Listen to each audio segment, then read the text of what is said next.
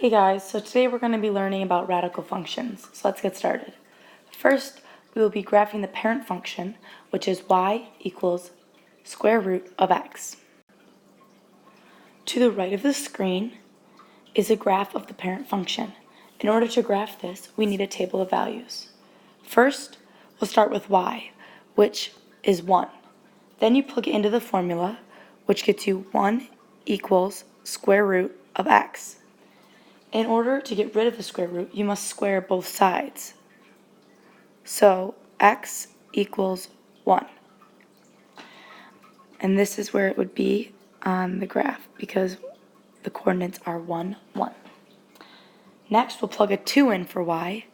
So 2 equals square root of x. And again, you have to square both sides to get rid of the square root. So x equals 4 because 2 to the second is 4, and it would be right here on your graph because the coordinates are 2, 4. Now we are going to find the domain and range of y equals square root of x. The domain of this function is all the x values, so x is greater than or equal to 0. The range is all the y values, so y is greater than or equal to 0.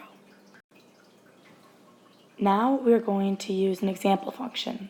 Our example function is y equals 2 square root of x minus 3 plus 4. In this equation, we have a shift to the right of 3 because this number in the k spot indicates it. Also, we have a shift of up 4 because of the h value, which is outside of the square root. Lastly, we have a vertical stretch of 2 because of the a value, which is in front of the square root and will indicate the vertical stretch. Now I'm going to show you how to graph this function. Since we have a vertical shift of up 4 and a shift to the right of 3, we are going to put a point here, indicating our vertex.